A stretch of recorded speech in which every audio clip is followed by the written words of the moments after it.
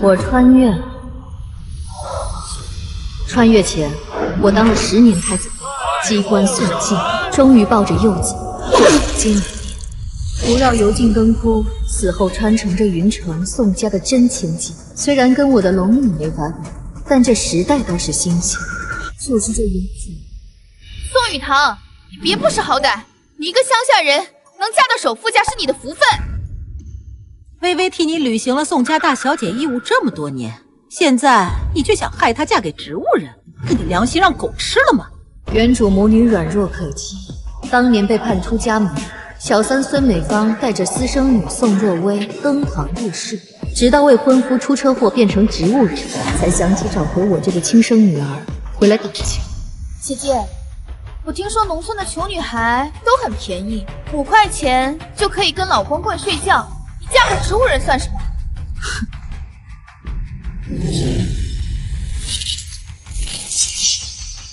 你笑什么？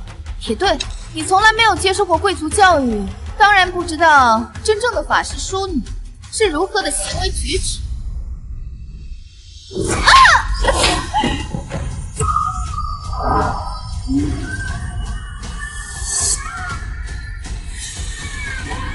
你敢打我！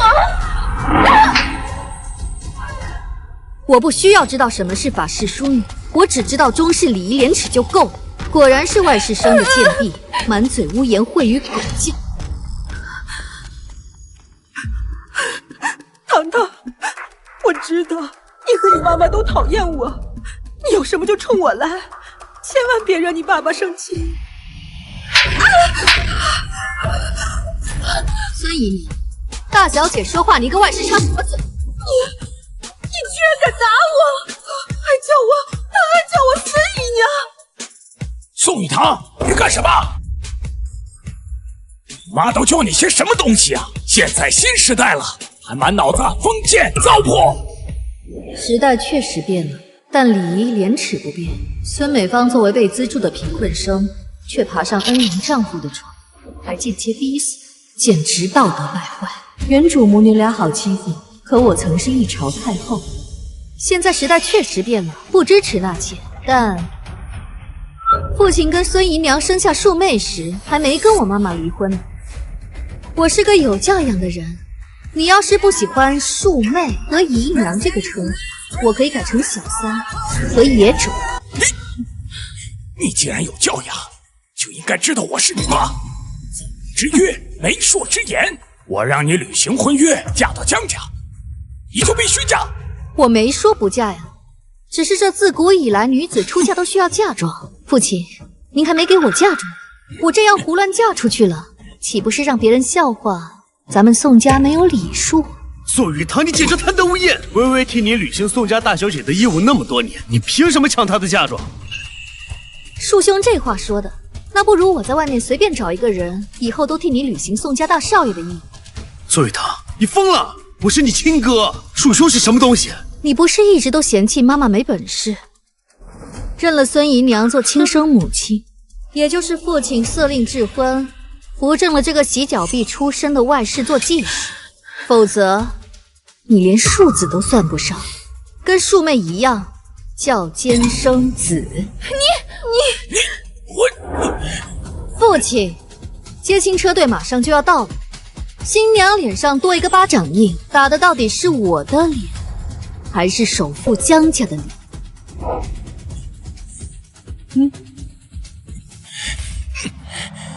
既然知道，那就乖乖上车，嫁过去。想要我乖乖的，那父亲的嫁妆就好好给过来啊。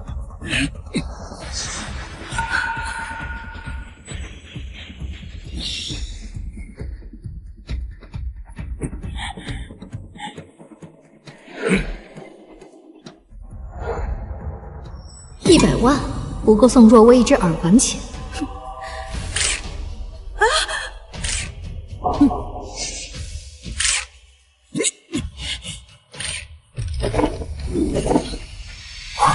父亲，我是嫡长女。宋雨堂，你别跟我阴阳怪气的，再不听话，我就绑你上婚车。您请便。不过嘛，要是把我绑上婚车的话，我就把江家大少爷给杀了，然后就说是你指使的。宋雨堂从小在乡下长大，就是个没见过世面的野丫头，怎么会有这么大的胆子？父亲，我是个有教养的人，不到万不得已，怎么会做出那种事情？1000万，给你10秒钟的时间考虑。1、2、3。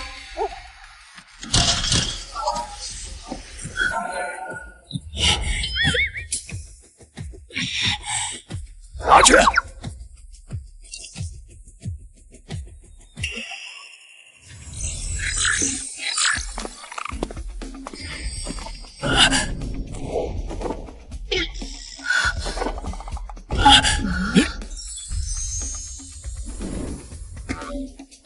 从古代穿过来就是好，知道什么是真正的好东西。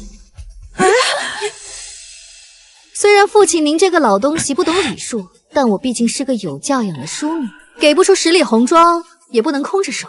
这些东西就当做陪嫁了。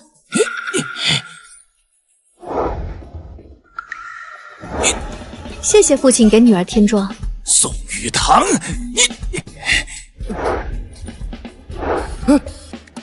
谢谢树兄给妹妹添妆。姐姐，你不能这么气爸爸。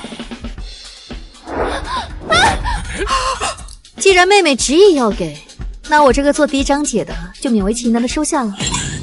大小姐，请您上婚车。女儿宋雨堂今日出嫁，拜别父亲，拜别树兄，辞别树妹。孙姨娘，以您的出身，本是进不了我家门的。不过既然父亲色令智婚，我这个做女儿的也不好多说什么。但你要时刻牢记自己的身份。姐姐，你以为嫁进江家就有好日子过了吗？首富家的媳妇可不是这么好当的。当了10年太子妃，最后坐上金銮殿的龙椅，宫斗都不怕，宅斗我会怕。在这个时代，万人之上是不可能的，但不变的是有钱有权同样为王。嫁进首富家是我唯一能抓住的机会。妹妹还是管好自己吧，毕竟庶女终究是上不了台面。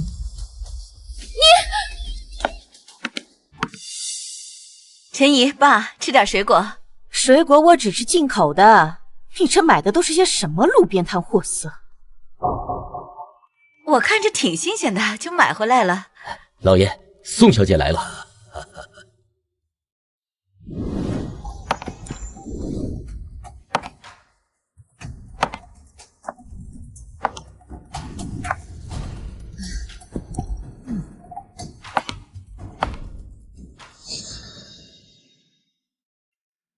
这一路你辛苦了，有没有晕车啊？哦，对哦，家里备了些水果，我不知道你喜欢吃什么，所以我都给你洗了一点。这是我婆婆，那这位是？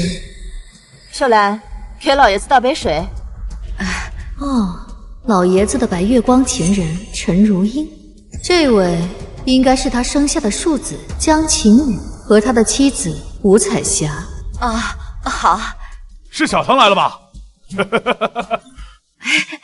新媳妇头一次上门，要留个好印象。给你买的新衣服，你怎么不穿啊？哎呀，儿媳妇第一天来，总得做几个像样的菜才行啊！我一走啊，就去城北的菜市场买土鸡土鸭，穿着好衣服，那不糟蹋了吗？那你买完菜回来就应该换了呀。王管家说儿媳妇下午这跟原主有的记忆倒是没有偏差。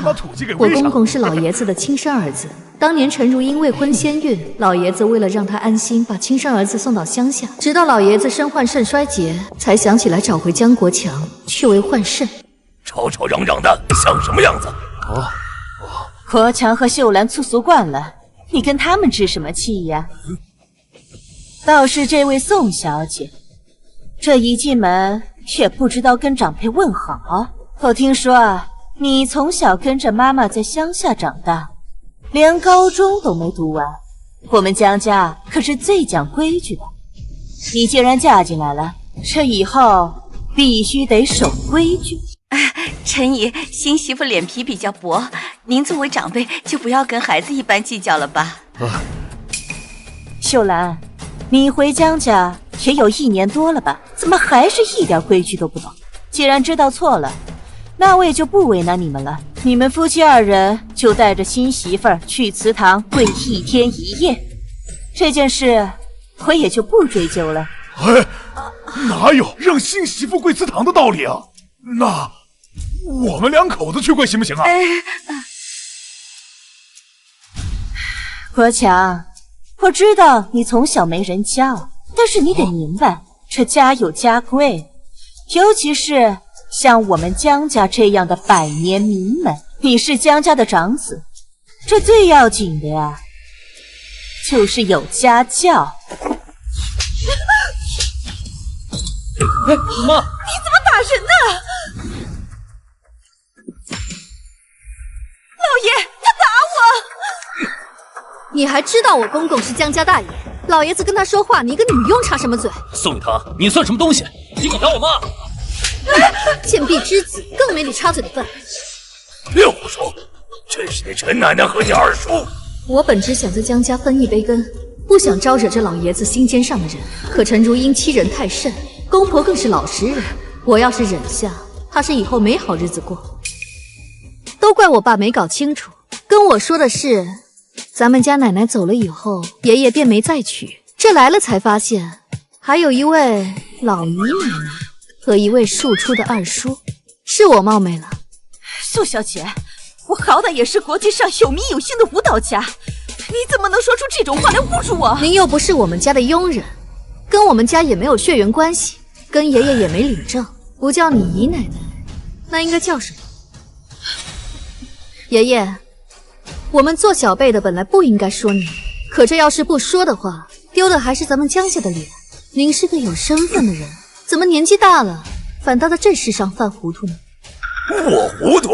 您要是真喜欢这位女士呢，可以把她娶进家门当姨太太，但她现在不是姨太太。您一个官居的老人，当着我们这些小辈的面跟她拉拉扯扯，算什么样子？得亏我还是懂点规矩的，就算没弄明白，也尊称一声老姨奶奶。这要是换个什么新潮的年轻人，说话直，当着面喊老三、老贱货什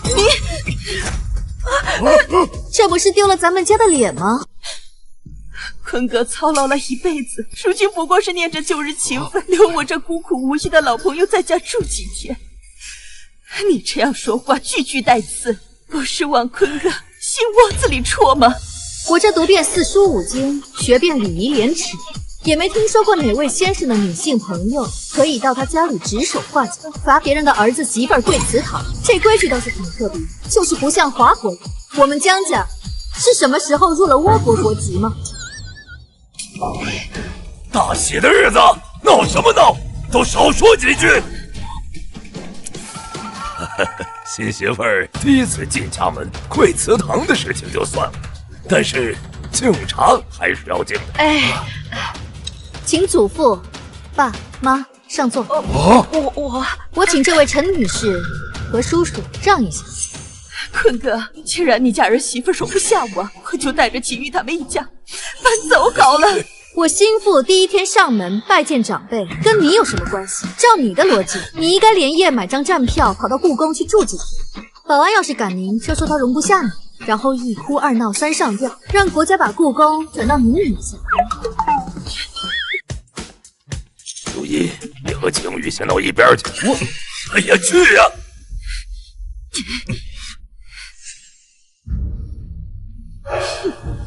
爸，那个，再上座吧。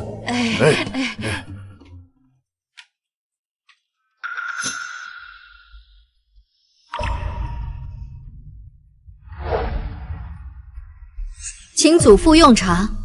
都说这丫头没文化，可这副做派倒像是见过世面的，倒像极了当年江家风雨飘摇之际，带着我独自撑起整个家族的母亲。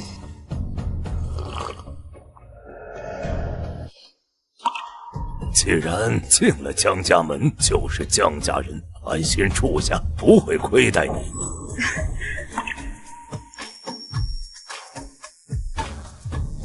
谢祖父，请父亲用茶。嘿嘿，好孩子，好喝好喝。来，拿着。谢谢父亲，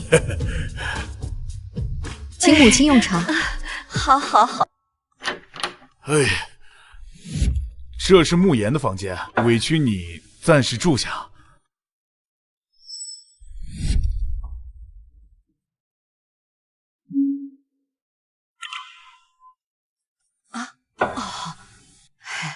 孩子，真的对不起，这老爷子非要说什么冲喜，让你到我们家受委屈。这些钱是日后你照顾慕言的费用，钱不多，还请你不要嫌弃。爸妈，你们放心，我既然嫁进来，就会一直留在江家。好好好。那你先休息，有什么需要就跟我们说啊。对，你先休息啊。果然，无论在哪个时代，女人要想过得好，最重要的还是钱和权。最好能想个办法，把江晴雨一家全干掉，再生几个孩子，首富家的家产就全是我的。什么？不是说我老婆高中都没毕业，在润发发杀了3年鱼，是个胆小内向的普通女孩吗？这腹黑的精神状态，满脑子的打打杀杀，到底是怎么回事？玉堂，休息好了吧？快下来吃晚饭吧，正好你弟妹他们也回来了。江晴雨的儿子，江慕言的庶弟江思年。好，我马上就来。哎，好。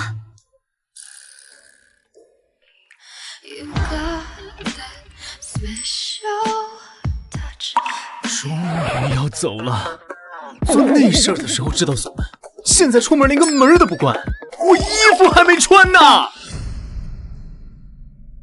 儿媳妇来了，来，快坐，快坐。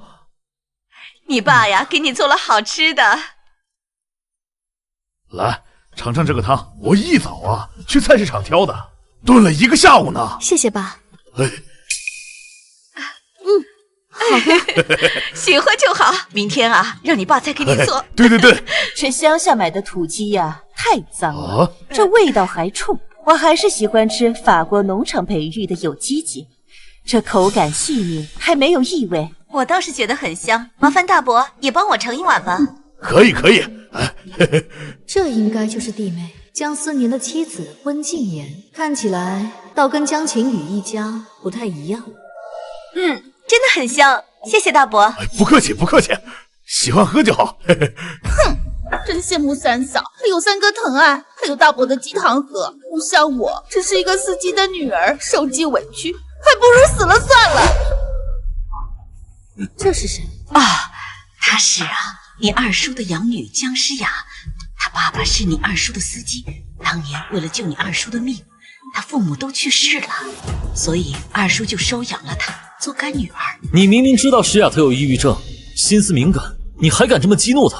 赶紧给她道歉，否则别怪我对你不客气。静言，这就是你的不对了。静言，今天好歹也是团圆饭，你怎么能这样啊？静言，你做嫂子的要有包容心。今天是慕言媳妇进门第1天，你这么欺负小姑子，怎么给嫂子做榜样啊？我道什么歉啊？我就是喝碗汤而已。我知道三嫂容不下我，像我这样低贱的人，不配待在江家，也不配喝大伯做的鸡汤，我就应该去死。大家不喜欢我也是应该的。真是，我们江家家大业大，一碗鸡汤还怎么着噎着，果然是穷酸惯了。国强秀兰，你们做长辈的要有做长辈的样子，就算不懂规矩，也不能厚此薄彼偏心呢。省着碍了大伯和宋小姐的眼。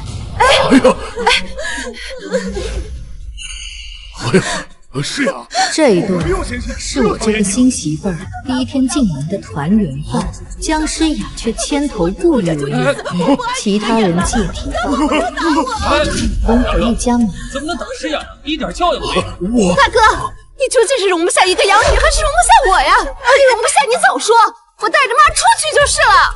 一家子配合这么默契，类似的事情肯定没少做。可惜这种小伎俩我在后宫见多。爷爷，你怎么看？诗雅这孩子也挺可怜的，从小就没了父母，在咱们家寄人篱下这么多年，这思想有些敏感，也情有可原。老大，你们两口子是长辈，多包容点。这是在点我。果然，老爷子什么都没懂，不过是睁一只眼闭一只眼。这么多年的养子，好，我明白了。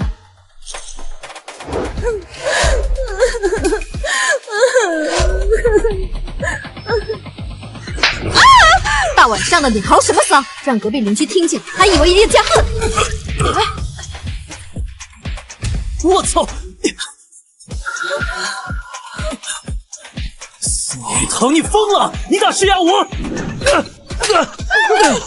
他有精神病，你也有啊！食不言，寝不语，在饭桌上吵吵闹闹，还对你长嫂直呼其名，像什么样子？宋玉堂，你太过分了！你凭什么打我儿子？真是上梁不正下梁歪了。看看你养的两个孩子，一个精神病，一个没教育。你自己不分青红皂白就打人，你还有理了你？哼，我爸妈和那位弟妹什么都没做，就被他莫名其妙扣上一个容不下他的帽子，这是典型的被害妄想症，已经神志不清了。还好我刚刚及时打醒他，不然啊，可能会酿成大错的。爷爷，我知道宋小姐看不惯我，但我们江家的事还轮不到你。你！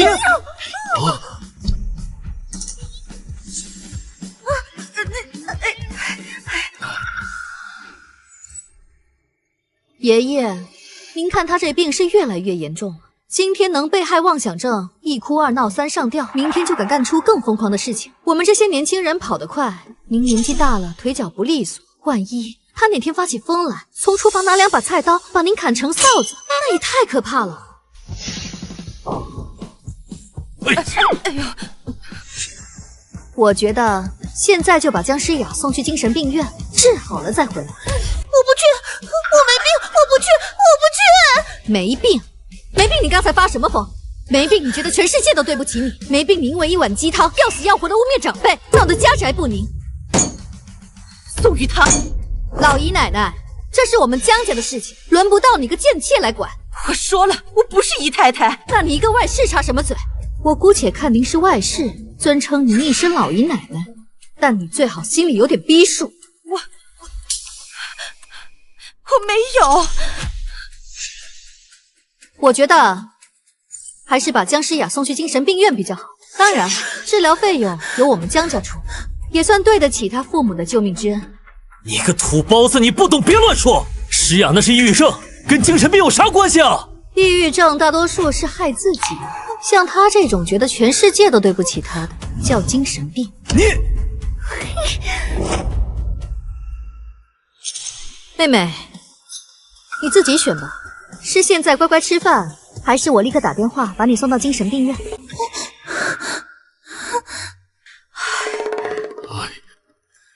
哎呀，看来是乖乖吃饭了。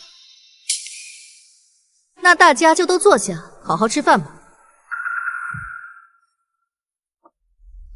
你，老姨奶奶，大少夫人整顿家风，您闭嘴。哎，怪不得诗雅妹妹没家教，原来都是您教的，真是一家子上梁不正下梁歪。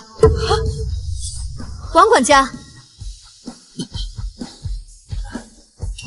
把这位老姨奶奶的位置撤出去，让她去杂物间吃。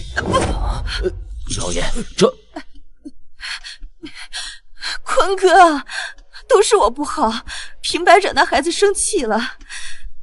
如今江家已经没有我的一席之地了，我走便是了。哎，宋玉堂，我还没闭眼呢，这家什么时候轮到你说了算了？爸，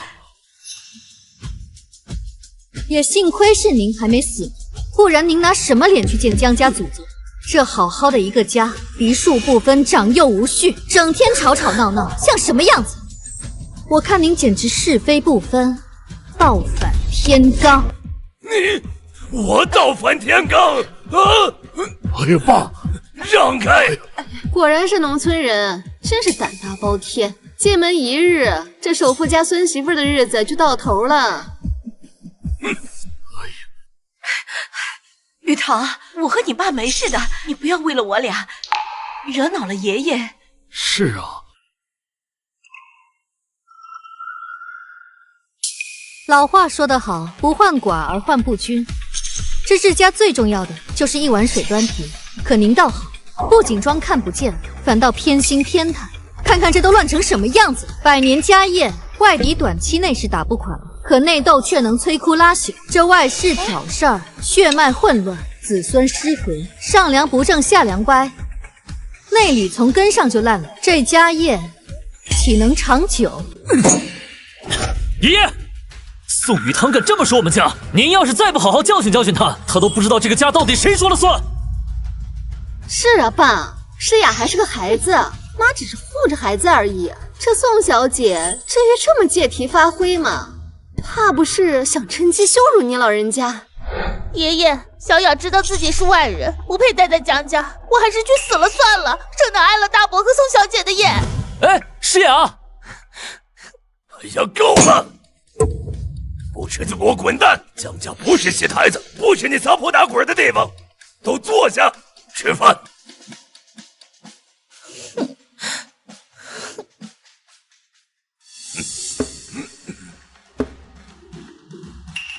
宋雨堂，你跟我来一下。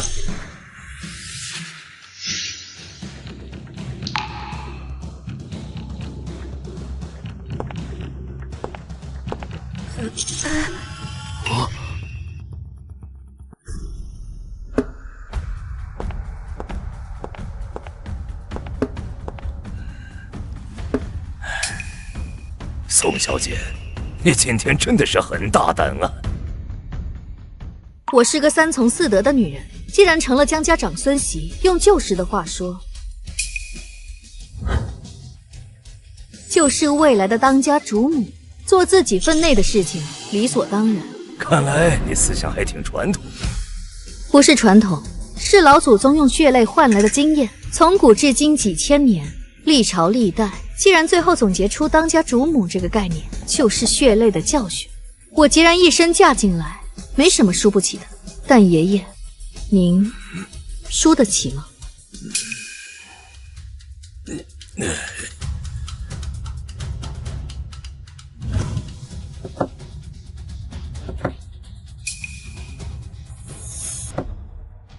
如果你真的有本事，那他就是你的了。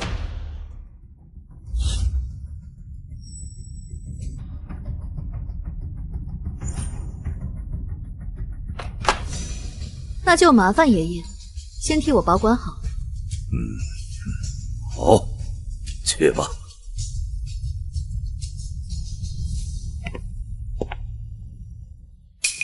爷爷，有亲生庶子在位时，周幽王上洛的死无全尸，齐桓公亦无可难免，无人收留。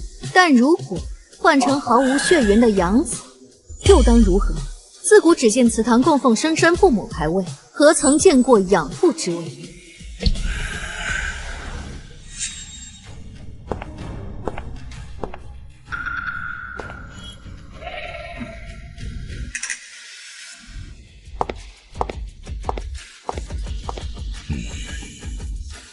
宋雨堂，不管你有多少手段，只要我撒撒娇，老爷子就会心疼我。坤哥，那宋小姐说话也太难听了，一口一个姨太太，一口一个外室的，都是我不好，是我让你遭人侮辱了。现在的年轻人像雨堂这么守礼的不多了，他初来乍到不懂规矩，你多担待。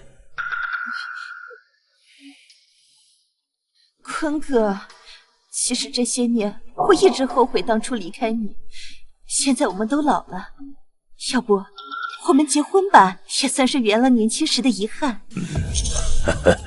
哎呀，淑英啊，现在这样就挺好的。你真是嫌弃我了？哎呀，我们都老了，别再折腾了，能这么清清静静的相伴几年，也算弥补了年轻时的遗憾。我明白了，是我痴人说梦了。都这把年纪了，我还被人骂成老三，我还不如死了算了。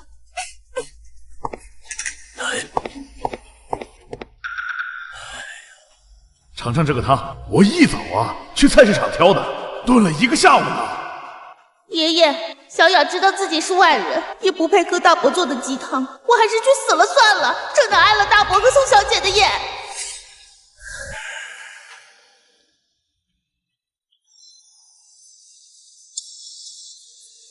他是除我之外第一个护着爸妈，甚至顶撞江定坤的人。我这新媳妇儿真是越来越有意思了。门怎么没关？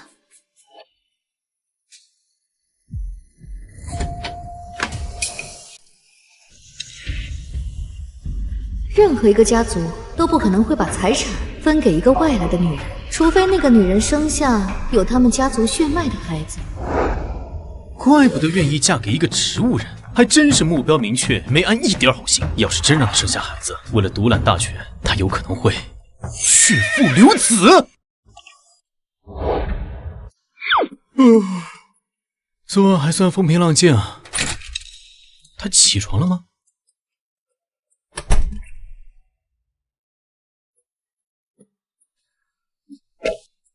她又要干嘛？今天你就乖乖的吧，等回来我检查。我，他竟然给我放黄片儿！喂！我再也受不了了！我是天才学霸，我是商业鬼才。江冕，是男人你就给我站起来！我再也受不了了，我1秒也忍不下去了！我醒来，立刻，马上！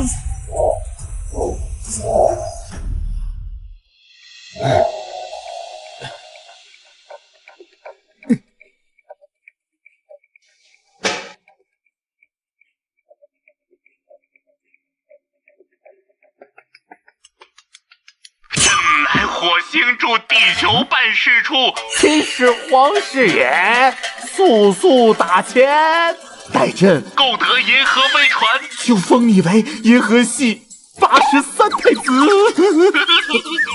小川，是我，醒了。哦，你是真的失散多年的野生奥特曼！叮咚叮咚叮咚。我备份了你女装跳极乐净土的全高清视频，分别藏在了不同的云端。我要是出了什么事儿，他们会自动发送到。我操！江总，你怎么醒了？废话，你怎么成神经病了？咱们撞车那事儿绝对有鬼。那卡车司机是个癌症晚期啊！出事前1个星期，他女儿刚移植完心脏手术，他老婆账户里还莫名其妙多了一笔300万的海外遗产继承。所以现在江4年出卖公司核心技术的正确链已经被抹得干干净净。他们父子用皮包公司向境外公司转账的事儿，账面上也做得滴水不漏，只剩下司机这一条线。没错呀，我要是不装精神病，也难逃江晴雨的杀手。江晴雨在我爸被认回家之前，就一直在转移公司资产。陈如英可能一早就跟江晴雨赌了气，且不信任老爷子。不过，目前我们父子手里的股份和他们不相上下，加上旁支的江晴雨一家实际占股并不多。为了得到更多，他们一定会有所行动。那您的身体，还有我们之前好不容易安排进集团和他身边的那几个人，已经被陆续砍掉了一大半了。恒星那边怎么样？按照您之前制定的战略，原有的项目都在陆续的推进中，软件供应链已经基本整合完毕，还和中东几个国家达成合作。恭喜你啊，江总，您的身价又涨了。那就好，我的身体需要时间恢复，不过问题不大。之前是我们在明，他们在暗，但从今以后是他们在明，我们在暗。何况我们手里还有恒星这张底盘。现在行动定会打草惊蛇，老爷子下面偏心，就算江晴雨真犯错，他也是睁一只眼闭一只眼。所以我不仅要让所有人都看清江晴雨动了江家的真底，更要把他送进去，让老爷子想保都保不了。我要继续昏迷了，有急事密联。对了，司机那条线不能断，一定要找到他的妻女。是。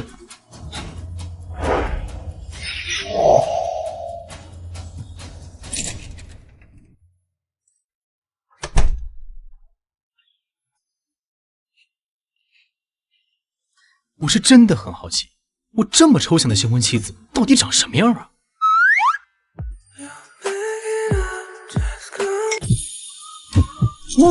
我发誓，我真的不是故意的。虽然宋雨堂已经骚扰了我好几天了，但是我绝对不是那种偷看女孩子换衣服的死变态，绝对不是。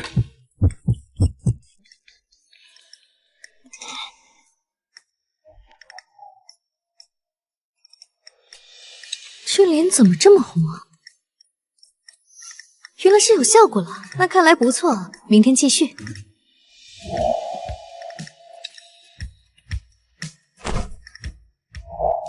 这个时代什么都好，就是这继承法对于正妻和嫡生子女实在不够友好，必须得想办法彻底把庶兄庶妹还有孙姨娘这几个野东西踢出局才行。好歹是上过高中的人，这想法怎么这么古怪？我这新婚妻子究竟是什么人？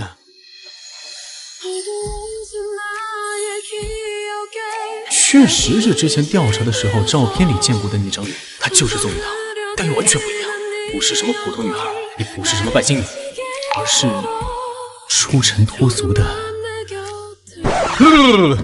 就算宋雨堂长得跟天仙一样，也改变不了他满脑子去父留子的事实，绝对不能让他得逞。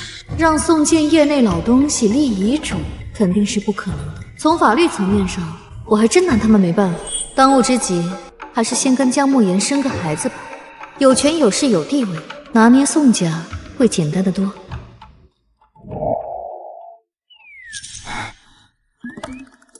怎么又是？哎，算了，都已经娶回家了，那不是还能丢出去？更何况连科学都无法让我醒过来，却是他。或许老天怎么安排，自有他的道理。哎，自己的老婆自己受着呗。夫人，支票已经兑现了，另外劳力士、钻石袖扣和翡翠吊坠出售的380万，一共1380万，都在这张卡里了。那几件古董和名画也鉴定过了，但是古董商给的价不高，我已经将这些东西送去拍卖行了。嫁妆一共薅到2000多万，有点少，辛苦了。不辛苦，拍卖会定在下个月，您要是有兴趣的话，可以亲自去看看。拍卖会啊，没错，到时候云城的名门望族都会去，倒是个亮相的好机会。好，准备一下，我会准时出席。是。玉堂，不是说去买菜吗？怎么带我来逛商场了？妈，你早该买2身新衣服了。哎呀，妈有不用，妈身上有，够穿就行。你看这商场的衣服就好贵。走。哎，那个真的不用了，这衣服啊穿上烧得慌。哪是不想穿新衣服，是在江家没安全感，有一点钱也不敢不攒着。但凡买一件贵一点的衣服穿了，怕是也要遭家里那几位笑话。妈，你记住，你现在就是真真正正的江家大夫人，现在是，以后更是。你要慢慢学会坐好这个位置，哪天慕言醒了，你也能更好照顾他，不是？妈，有我这个儿媳妇在，你怕什么？今天我买单，必须挑几件好的衣服。走。好。老板，安插在老爷子那边的人刚传来消息，老太太、大小姐还有夫人那边在商场似乎出了状况，王管家已经带人过去了，您要不要？既然王管家已经过去了，就先等等。对了，把商场 IP 地址发给我。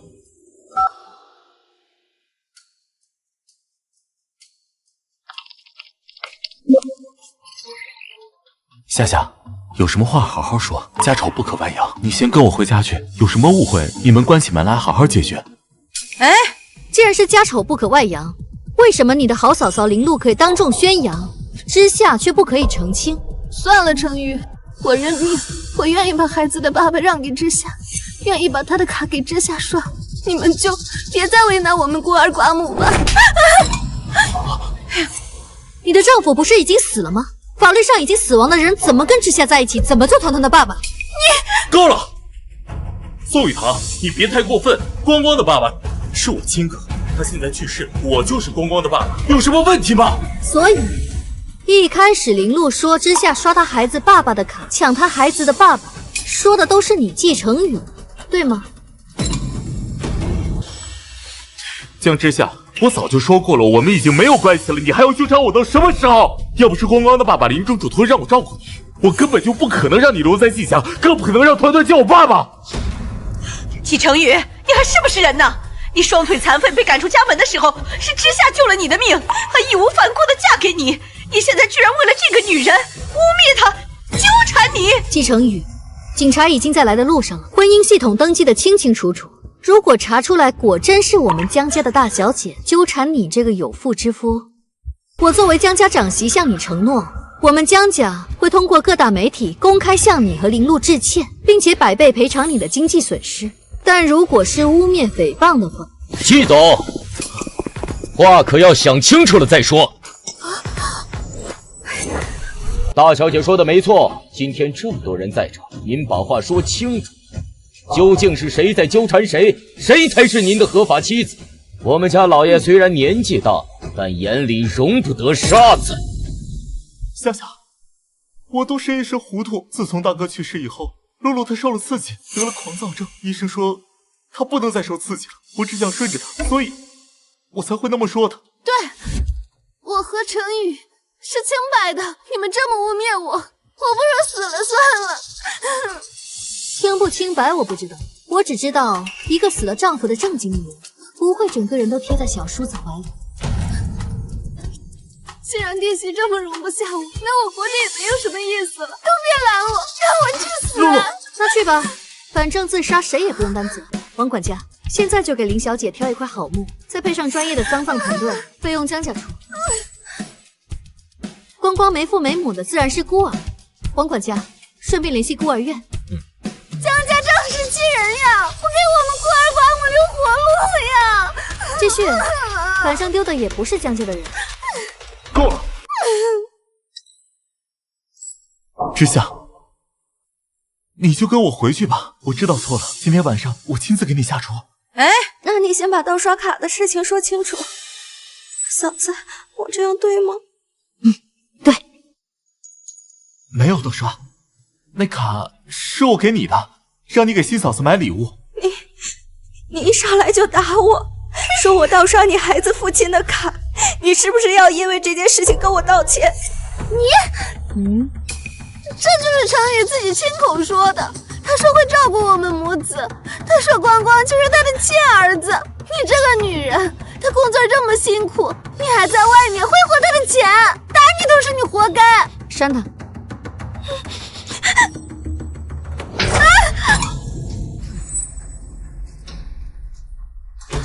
我打的就是你，我才是季承宇合法的妻子，你凭什么拿着他的卡？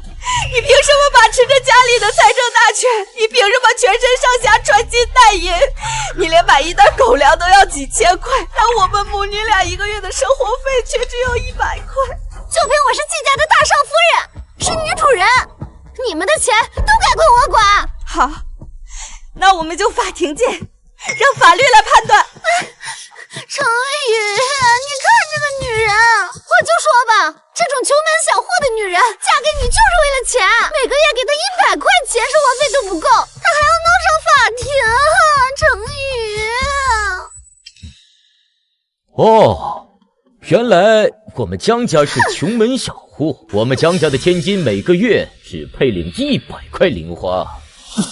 我给你的卡呢，给我拿出来！程宇，我这么一个柔弱的女子，她这个孩子多不容易呀！你口口声声说要照顾我们，现在又要出尔反尔，你是想要逼死我和孩子呀？爸爸，光光以后不要玩具，也不上幼儿园了，每天只吃很少的饭。爸爸别不管我们嘛。之夏，要不给他们一口饭吃吧？但你放心，副卡在你手里，你想怎么花都随你。你说你错，那行，你该给我看，空口说白话。把卡拿出来，否则你别想再从我身上拿走1分钱。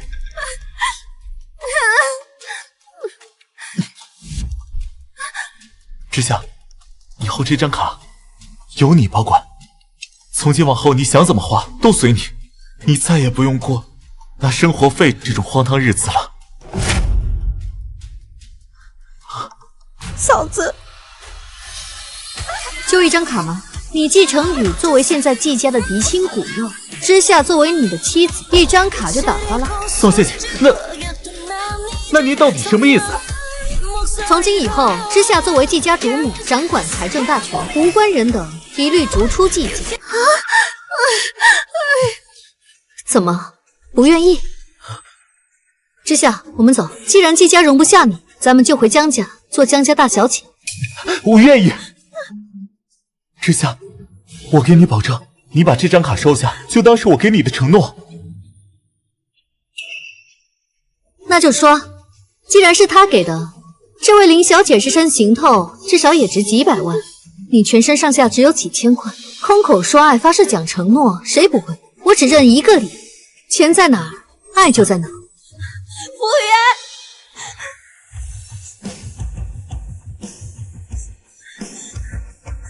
比他身上贵的衣服和包包还有首饰，我全都要，从头到脚的女童装我各要10件，我都要最贵的。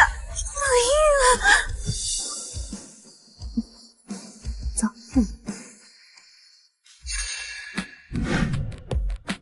哎呦！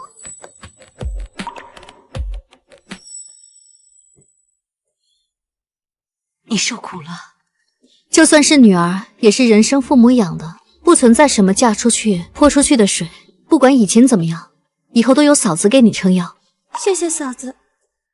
慕言这个媳妇儿，咱家是娶对了。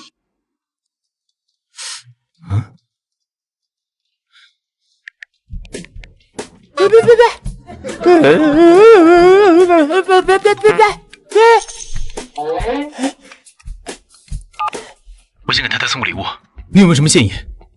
老板，过2天啊，有一场拍卖会，宾客名单上有太太的名字，要不然看看太太喜欢什么，拍下来送给她也行。从我的账上划走1个亿，遇到她什么喜欢的，一定要给她拍下来。老板，你们这都还没有见过面呢，你就打算为她花1个亿呀？1个亿确实有点少，那就3个亿。好的。啊，3个亿啊！还有什么问题吗？老板，给女人送礼物这种东西，不能光用金钱来衡量吧？诚意呀，也是很重要的。要不你亲自到拍卖会现场去看看也行。不是昨天还跟我说要继续装昏迷？难不成我老板那个杀伐果断、从不手软、绝不动情的姜慕言是个极品恋爱脑？这场阴差阳错的婚姻，或许并没有那么糟糕。我好像真的需要这样一个温柔善良、有手段、有魄力的妻子，况且她还这么好看。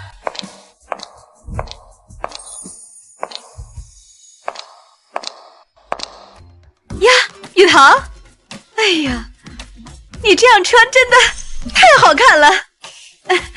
哎，你这是要去哪儿？我要去拍卖会，办完事就回来。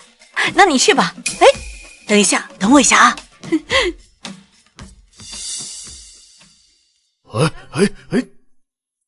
卡卡。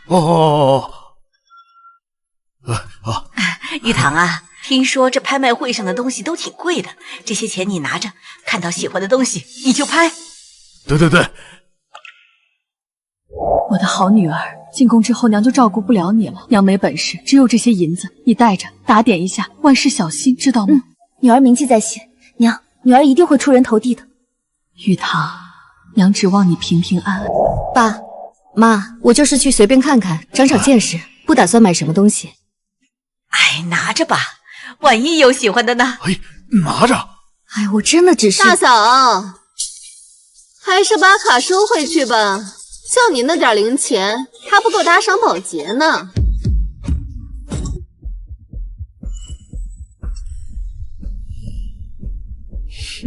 彩霞，话不能这么说。国强、秀兰，这话呀，你们可别往心里去。这毕竟这拍卖会呀，也不是什么人都能去的地方。不过你们要是想去见见世面的话，换身衣服跟我们去也行，顺路嘛，带你们一起去见见世面。大伯这身衣服怕是不太合适，门口是有安检的，到时候别被当成厨房送货的拦下来了。可不是嘛，大哥大嫂啊，就在家待着挺好的，去那种地方干什么？去了也是丢人啊。走。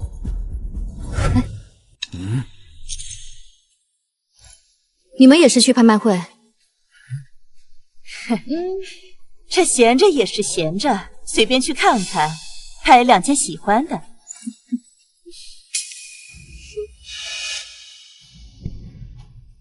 爸妈，你们去换身衣服，我也带你们见见世面。大嫂，不是我说你，你从小在乡下长大，知道什么是拍卖会吗？知道拍卖会的大门往哪儿开吗？不要以为是超市，想进就能进的吧。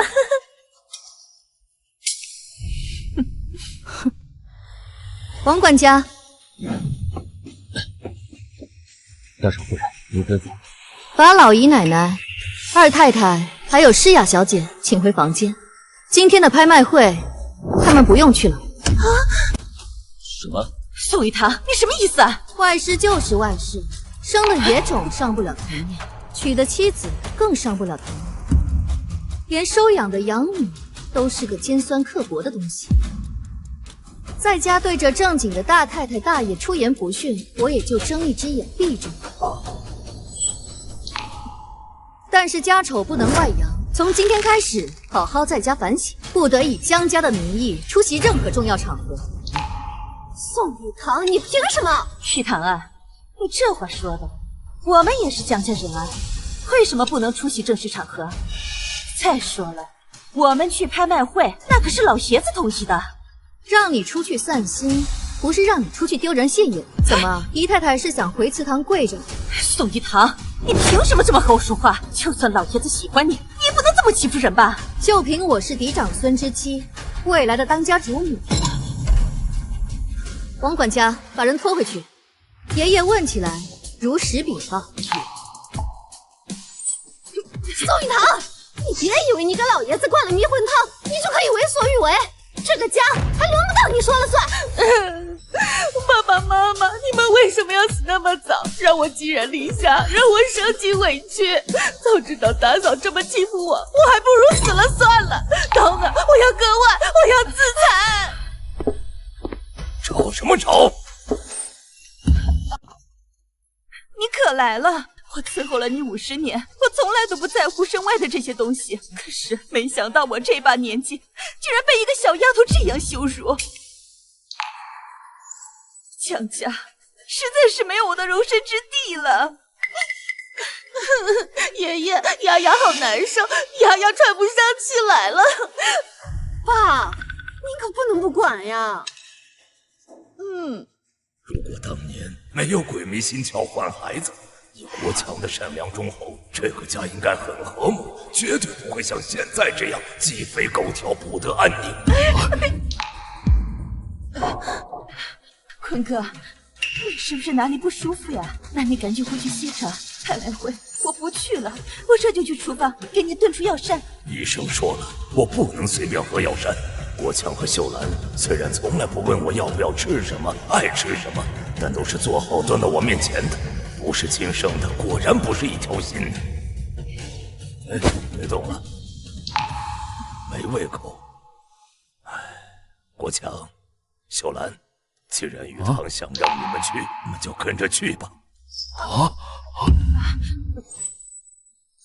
爷爷真是心如明镜。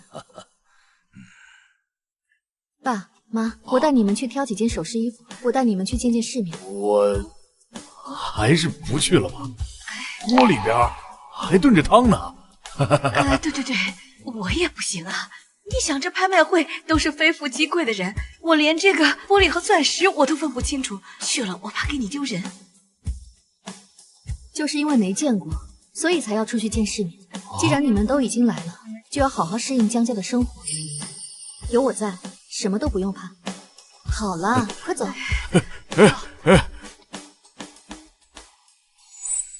坤哥，你累了，别烦我。王管家，看好大门。是。坤哥，爷爷。若薇，今天在拍卖会上遇见了什么东西，尽管拍，哥给你拍。哥，那这得不少钱吧？哎，你听宋雨堂履行宋家大小姐义务这么多年，受了那么多委屈，给你拍2件东西，怎么了？那姐姐会不会生气啊？她现在可是首富家的孙媳妇，万一她报复我怎么办？江家在外是江晴雨掌权，对内是老爷子的红颜知己陈夫人和江晴雨的太太吴彩霞说了算。就江国强那家土包子，连零花钱都捞不着，更别提宋雨桐了。简叶啊，别这么说。虽然雨堂那孩子被他亲妈教的心思恶毒，但到底是你的亲生女儿，我还是希望她能过得好。是啊，爸，姐姐再不好，也是我们宋家的人。我在外面从来都不说她那些事，就怕给咱们家丢脸。还是你们母女贴心呐，不像宋雨堂他妈，一个女人不在家好好相夫教子，非要在外面抛头露面，到处宣扬她如何能干，如何辅助我白手起家。哼，那个孽女也随她了，半点没把我这个亲爹放在眼里。好端端的提他们俩干什么？咱们才是一家人。就是，咱们才是一家人。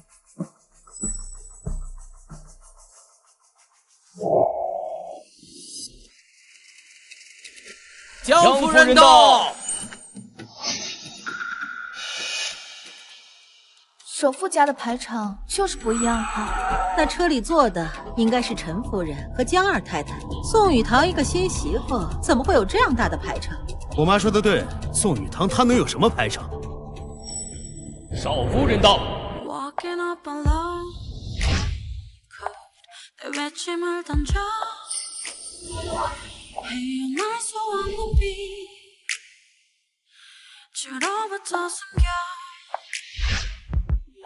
Run into the frozen time 하늘을 돌아서 차가운 바닥에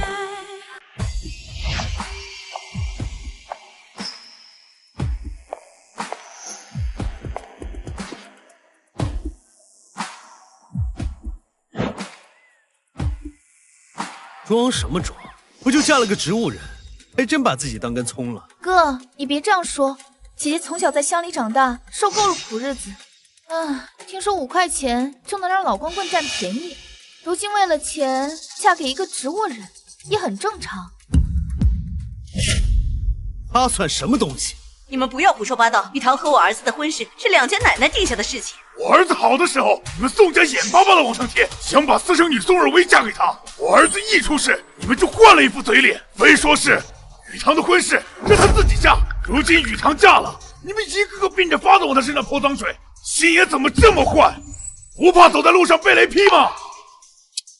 不是，这江慕言都变成一个植物人了，你们还这么护着？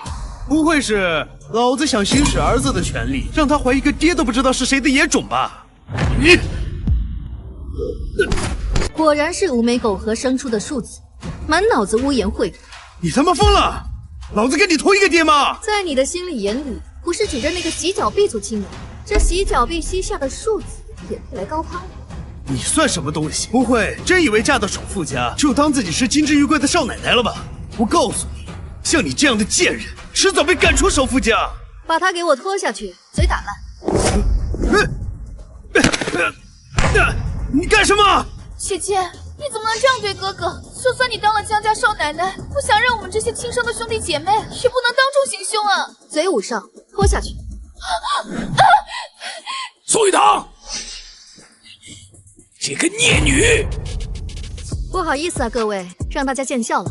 这2位是我的庶兄和庶妹，他们的母亲孙姨娘是个上不了台面的洗脚婢，所以生出来的孩子自然也没什么教养。我婆家江家是个积善之家。今日他们敢在这里质疑我江家家风，明日就敢质疑各位，所以我这个做嫡长女的，好教教他们做规矩，免得日后惊扰了各位。这今日如有什么失礼之处，还请各位海涵。江家果然是文化底蕴深厚的大家族，自古以来都是嫡出一脉长家，保家族平安。庶出的东西胡说八道，搬弄是非，是该教训。这到底呀，也是江家的媳妇儿，你看人家这气度。谬赞了各位，晚辈年轻，还是头一回在这样的场合露面。日后若有什么不周到的地方，还请各位指点。老爷子亲自点的头，如此雷厉风行、明辨是非的态度，这才是当家主母的气度啊！雨堂啊，我知道你一直因为我和你母亲离婚而耿耿于怀，但我和你孙阿姨是正儿八经结过婚的，什么庶子庶女的，说出去多难听啊！应该大庭广众之下这么闹啊！父亲这话说的，倒像是我在胡搅蛮缠。这家里的庶子庶女没有教养，在这大庭广众之下污言秽语，我受点委屈什么的也就算了。这在座的各位，哪位不是有头有脸的正经人？万一哪天一言不合，也这么质疑他们，污蔑他们，丢的还是咱们宋家的颜面。我这个做嫡长女的，好好教教他们规矩，这不是理所当然的事情吗？宋玉堂代表江家出席，想必江老爷子是认可了他这个孙媳妇儿，现下更是这么多名门望族认可他。你们两个，给我过来！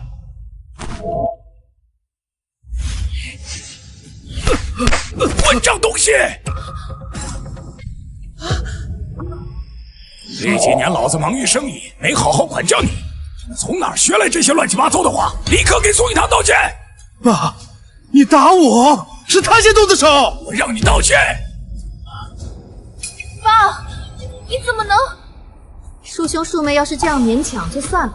王管家，给爷爷打电话，就说宋总连自己的庶子庶女都管不，我很质疑他管理公司的能力，以后跟宋家的合作还需要慎重考虑。叶子跪下！让你胡说八道！你也跪下道歉！可不，父亲，我知道您疼我，也知道您对江家没有什么意见，但这个庶兄庶妹好像对我公婆的意见很大，非要往他们身上泼脏水。我看我们以后也没有必要来往了，回头我问问律师，看看这事儿怎么处理吧。跪下！孙姨娘，您教子无方，是不是也该道个歉呢？虽然我是你的长辈，但是你非要拿少妇家少夫人的身份来压我，我也无话可说。父亲，姨娘这话点我了，您和姨娘还是少跟我来往，免得让我平白背上不敬长辈的罪名。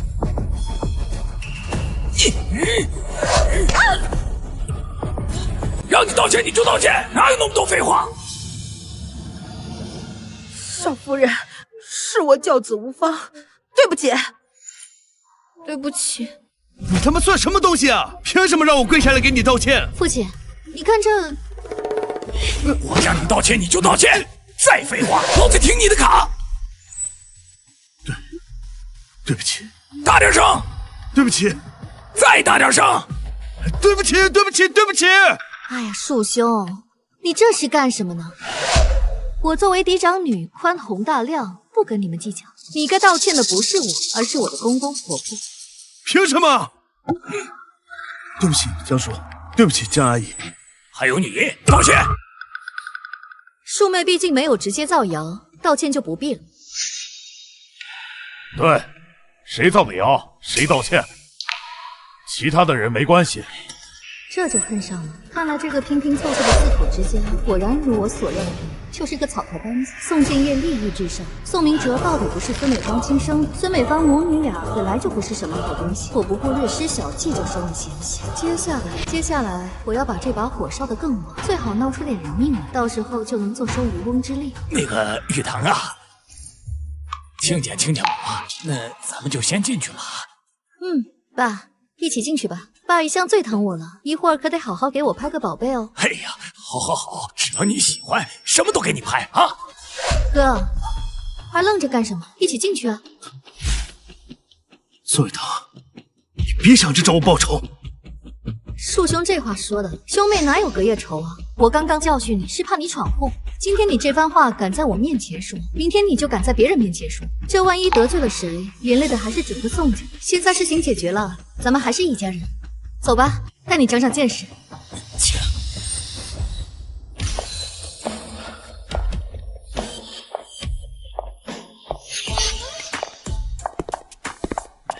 哎呀，想必这位就是江家的大少夫人吧？少夫人大驾光临，今天的拍卖会真是蓬荜生辉呀！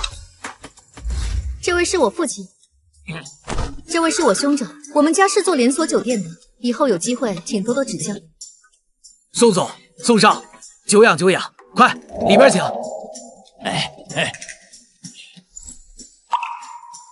爸，还愣着干什么？跟我去包厢坐吧。好。有包厢啊！这包厢坐的都是什么人？你一个姨太太，一个庶女，还敢往里凑？这让人知道了，还以为我们宋家打人的脸呢。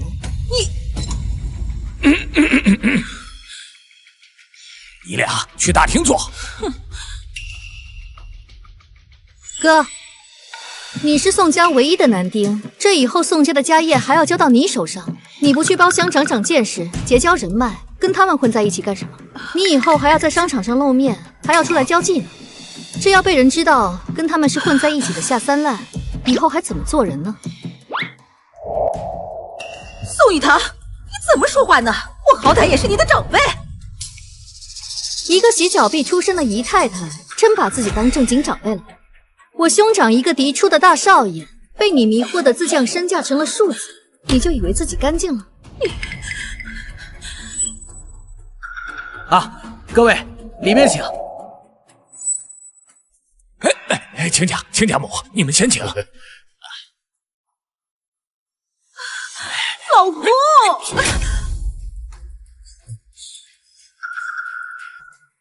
不好意思，根据拍卖会的规定，没有主人的邀请是不能进入包厢的。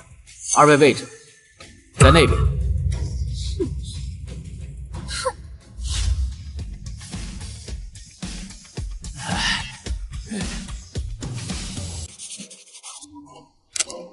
干得很好，公司有你在，我很放心。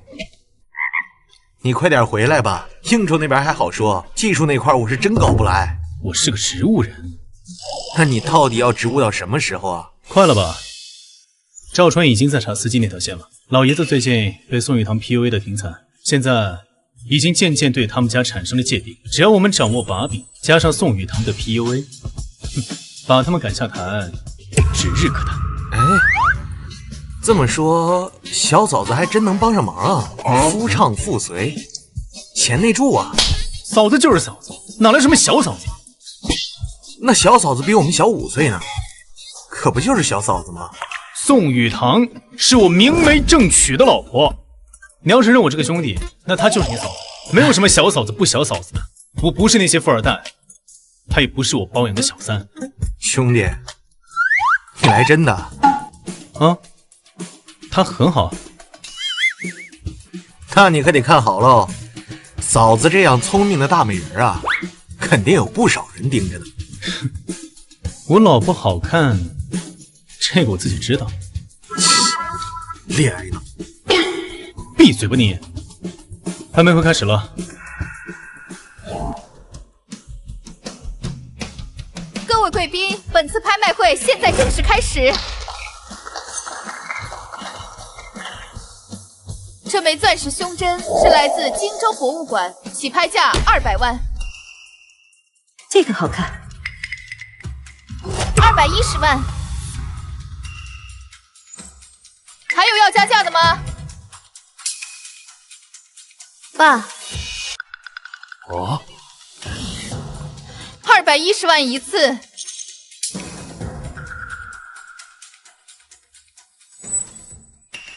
爸，我可都听爷爷说了，您当时让我嫁过去给慕言冲喜的时候，江家可是给了3000万聘礼呢，还给了咱们家一个大项目。要是你赚的钱都不给我花的话，那合作的事情210万2次。闺女啊，我这就给你爷爷打个电话啊，我给他捐过肾，他肯定听我的。你这孩子就是性子急，你想要的东西啊，爸爸什么时候不依你啊？啊？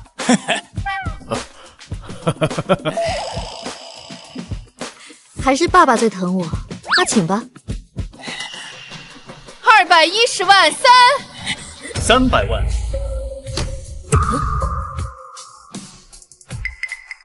还是爸爸最疼我，那请吧。拍他，买。这个嫂子又不喜欢你，拍她干嘛？你嫂子要设计陷害宋家，我帮她爸提提价。行，300万。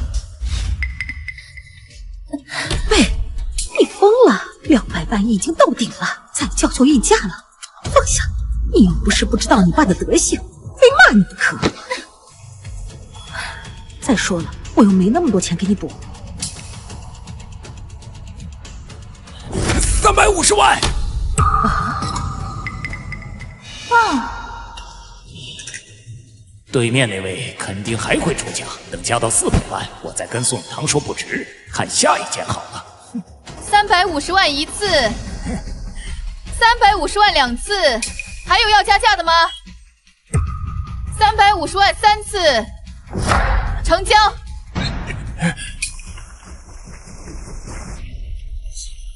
明明给他留了50万的口子，他竟然不抢，难道是在帮我？啊？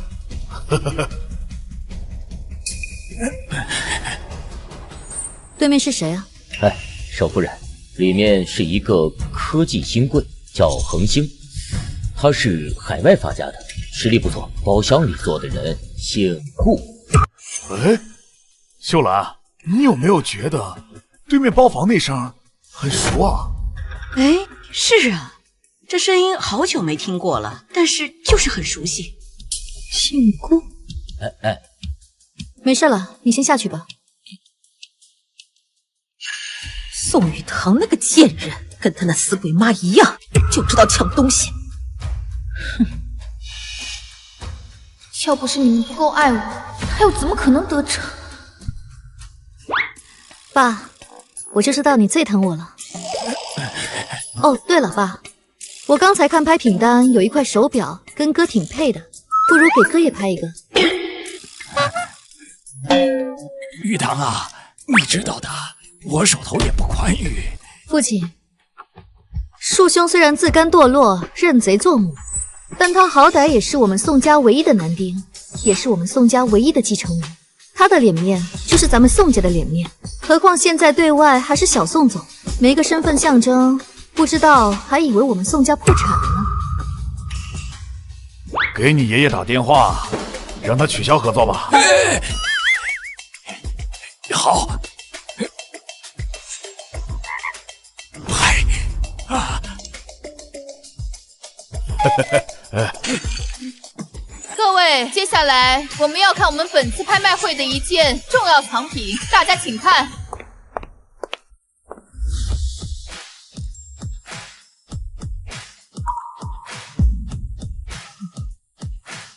起拍价8000万。啊！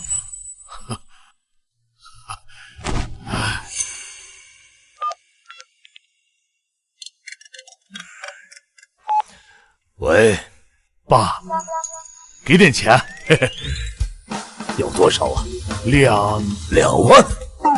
行，我这样才快啊！给你打200万。2亿。滚犊子！2亿。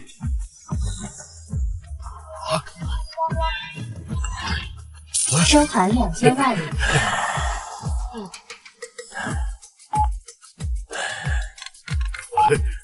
喂，爸，偷回去拍卖会啊！喜欢什么就买点。不过你们两口子和玉堂都不懂那些东西，随便玩玩就行了啊！哎，谢谢爸。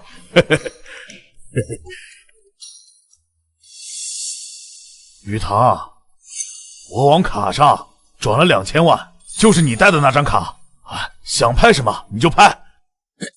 亲家啊，这么多钱呢？啊，就是给他花着玩的呀。啊，哎呀，这么好的媳妇儿，当然要好好宠着了。再说了，雨堂聪明又会规划，这家里的钱给他，我100个放心。哎，那这样，从今往后啊，咱们家的钱都交给雨堂来打理。哎，对呀，我怎么就没想到呢？这雨堂比我俩会算账。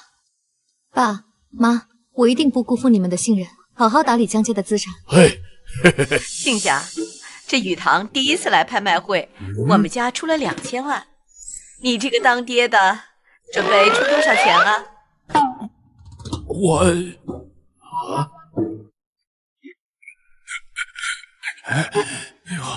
我去拿厕所。亲家，你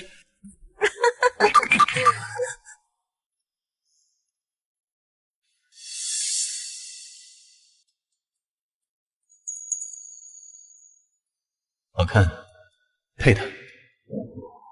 1个亿，1个亿一次。1亿6000万。1亿6000万一次，1亿8000万，2个亿，2个亿一次，2亿2000万，2亿2000万一次，2亿8000万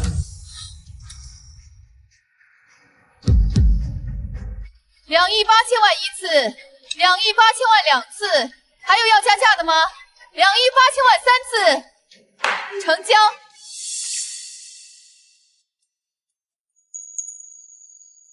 这包厢里坐的到底是谁呀？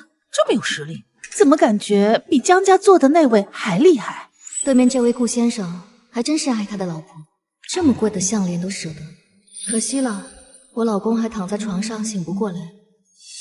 也不知道是哪个小贱人这么狠，能让男人给他花这么多钱。别乱说，能拍下那条项链的人，我们得罪不起。宋雨堂这个小贱人，以为嫁进了江家就了不起，还不是只能要点零花钱。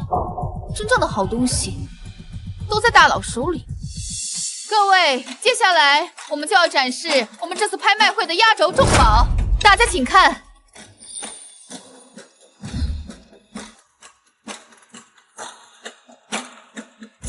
这什么东西啊？就这压轴？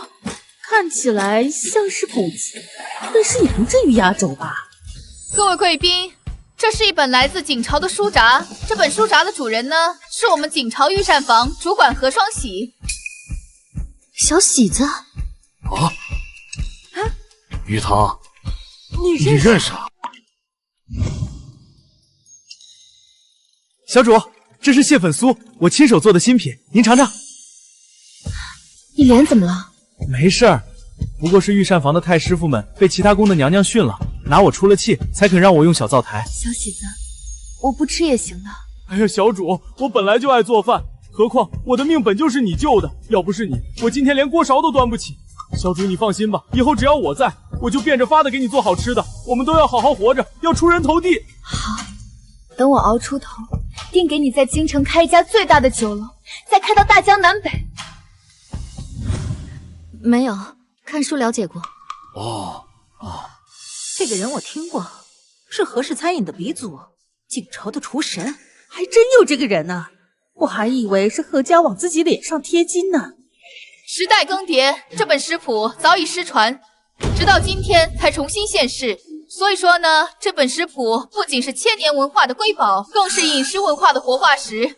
这更是厨神何双喜留给我们的绝世遗作。经我们专家团队评估，本件商品起拍价1个亿人民币，每次加价不可低于1000万。大家开始竞拍。2个亿，2个亿，2个亿一次。现在人可真有钱啊！是何家的人？什么何家人？何氏餐饮，史书上有明确记载，当年何双喜晚年出宫以后，开了一家酒楼。当年景穆宗御笔提点，将海清河宴4个字赐给了他。后来他收了3个徒弟，都随他姓。何氏餐饮就是他们其中一支的后人。原来是老祖宗的东西现世，怪不得这么下血本。哎，我记得你是不是说过，你爸也是这个什么何氏御厨的传承人？3个亿。这人谁呀？脑子有病吧？人家拍自己老祖宗的东西，他凑什么热闹？好像是我媳妇儿。3个亿。啊！这边出价3个亿，3个亿一次。闺女啊，咱家没有那么多钱。爸，您现在每天做饭是为了什么？当然是为了吃啊！咱们一大家人总得吃饭吧？当然了，这也是我的一个爱好。我呀，13岁就去餐馆学厨，这一辈子做饭，一天不做呀，浑身都难受。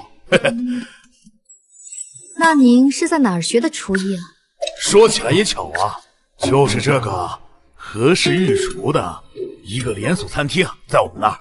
您真的是何氏一派的传人？这我也不知道我是不是啊，不过学厨的时候，亲师傅们瞎吹的都是。在我看来，所言非虚。小喜的厨艺最大的特点就是什么菜都能做，其次是爸做的每道菜都是我爱吃的。如果说爸是和氏一派的传人，那就对得上了。既然你觉得是，应该就是吧。爸，那以后我每天想吃什么，你都会给我做吗？当然了，你嫁到我们家就是我闺女，金银珠宝给不了你，这一口吃的还能满足不了你？想吃什么跟爸说，回头爸爸给你做。是啊，那些奥龙雪花肥牛我是种不出来，但是咱家后山呢，给你养几只肥鸡肥鸭，我还是可以的。再给你种上几亩有机蔬菜，让你爸做什么都可以。咱们都是普通人家，不就是一日三餐这点事儿吗？3亿1千万，3亿1千万一次，还有要加价的吗？4亿，这边给出了4个亿。这是谁呀？是江家，而且啊，那是江家刚进门的长孙儿媳。不愧是富豪，一张嘴就9000万，这到底是拍卖呀，还是烧钱啊？4个亿一次。我靠，你老婆疯了！看来这枚手札对他来说很重要。再重要，那可是4个亿啊，大哥，都能买栋楼了。文化传承无价。再说了，我出不起这个钱吗？我5亿，5个亿一次，6亿，6个亿一次，7个亿，7个亿啊，7个亿一次。点天灯，点天灯，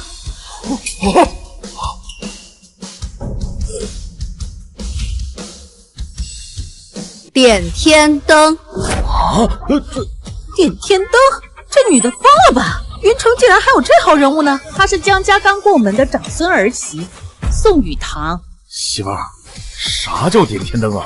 就是不管对方出多少钱，都要跟的意思。啊，少夫人，您这么做没法跟老爷交代啊！况且对方要是跟咱们死磕到底的话，放心，我既然敢出这笔钱，就心里有数。对面现在应该在查我的背景，王叔，你操作一下，把我的身份背景传出去。这，闺女啊，这灯点的是不是有点大啊？爸，您放心，咱们很快就有钱了，您很快就是非物质文化遗产传承人了。我？赵川，帮我查一下我手上的流动资金还有多少。不是，你疯了，大哥！你真打算这么陪他玩下去啊？我老婆有分寸，她不会无缘无故做这种事情。她应该心里有底。喂，那你还凑钱？如果不能给她兜底，她要我这样的男人干什么？你这个恋爱脑啊，你彻底没救了。雨堂又不是厨子，他要那个菜来干什么？应该是给我爸准备的。你爸？你刚刚不是还问我吗？我是不是跟你说过，我爸是何氏御厨的继承人？在我爸被找回家之前，他就开了一家餐馆，生意还算不错。他手艺也好，不过起早贪黑的太累了，后来换了肾以后，身体大不如从前了。雨堂既然有心，那我这个做儿子的又岂能什么都不干？看来嫂子确实是个好女人。错，是个贤良淑德的好女人。好，是。10个亿一次，还有要加价的吗？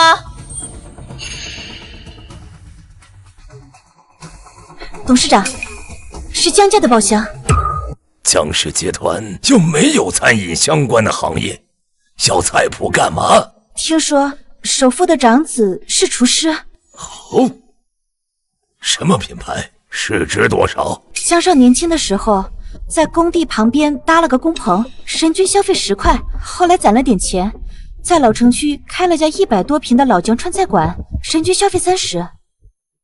在云城的地界上，没必要和江家闹得太僵。既然对方是厨子，暂时先让给他们吧，等拍卖会结束再说。10亿2次，还有要加价的吗？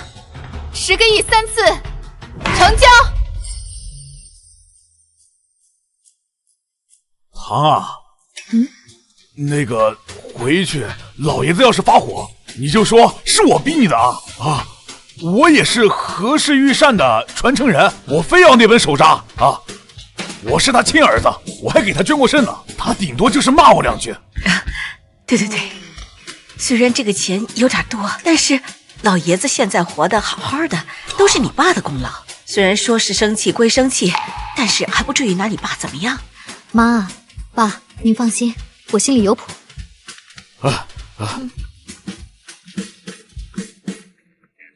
点天灯啊！谁给你的权利啊？花10个亿买个破手札！我告诉你，江家1分钱都不会出。你既然敢点天灯，那你自己想办法解决。爷爷，这场拍卖会，在他们眼里，我就是首富家的长孙媳。今天点天灯的不是我宋雨堂，而是首富家的长孙媳在点天灯。你要是不想认这笔账也可以，反正我丢脸丢习惯了，就是不知道您丢不丢得起。爸，我一辈子没别的什么爱好，就是喜欢做个菜。我现在肾也没了，也开不了餐馆了，只是想买个菜谱研究研究。你要是真不乐意给我买，那就把肾再还给我，我回去继续开餐馆，挣钱养家。哎呀，不会真的不管咱们了吧？不会的。王管家，我跟你说了让你看好他们，你怎么搞的？行，别解释了，告诉他们，尾款由江家来出。少夫人，老爷子说了，尾款由江家支付。亲家，宋雨堂3个月前还在润发鲨鱼，连件好衣服都没穿过，如今竟然在江家呼风唤雨。早知道这样，以前对他态度就好点了。不过今天宋雨堂这么主动，不就是在示好吗？如果能抓住这个机会修复关系，还愁没好处。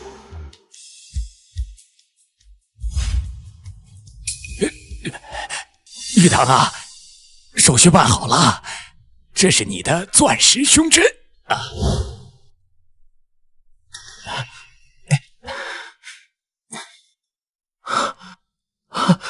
来，妈给你戴上。那个，这表，谢谢啊。哥戴着真好看。女儿啊，爸，今天谢谢你帮我拍胸针。应该的，只要你喜欢啊。爸，你不是说来拍卖会给我买东西吗？结果什么都没给我买，你给他拍。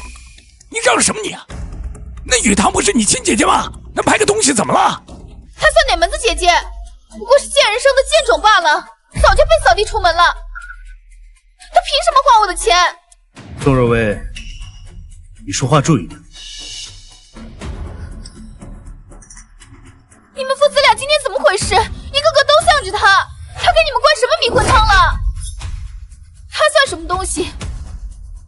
要不是我看不上江慕言这个活死人，他这种土包子早就烂在贫民窟了。你发什么疯？雨堂和江少的婚事是奶奶定的，跟你有什么关系？爸，他打我！打得好！再胡说八道，我也要打你！好，你们给我等着！雨堂，你妹妹小，不懂事，平时你在家里打她、骂她、欺负她，我们母女俩也都认了。可是当着这么多人的面，你不能给你爸个面子吗？我知道我的身份上不了台面，可是我在宋家没有功劳也有苦劳啊，就算再不是怎么样，也不能当着这么多人的面。你退违禁这种手段我见得多了，但像这种明晃晃的把指责挂在嘴上，装柔弱还装得这么娇柔造作，真是少见。就你这种水平，还想让我们当枪使，也不嫌丢人。一看就是小三上位，一般有修养的正室夫人，谁像她这样？哼，你们不知道啊，不仅是小三上位，这以前还是按摩店给人洗脚的。哎呀，这还不够丢人！明哲，你妈说句话呀！我当是谁呢？这不是宋明哲吗？我儿子朋友的朋友。怪不得我儿子最近泡吧飙车，原来是沾上你这种人了。哎呀，怪不得呢！我家老儿一有空就往你家跑，回去我可得跟他说一说，离这种洗脚间比养的树子远一点。明哲，孙阿姨，我是我爸原配的亲生儿子，跟你好像不太熟吧？所以你和我爸的婚事，我就不掺和了。听听人家原配生的儿子还不认他。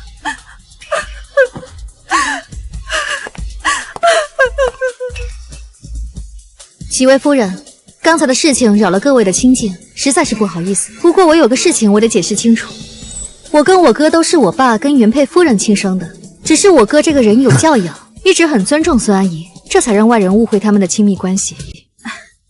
宋小姐，我们知道的，上次在酒会上碰着母子俩，一口一个妈叫着，我们还以为是亲生的，没想到是小三上位。哎呀，10月怀胎的母亲都不认，认小三当妈，这不是认贼作母吗？他也不嫌丢人啊。那个，我先走了。那雨堂，那爸就先走了啊，下次回家我亲自招待啊。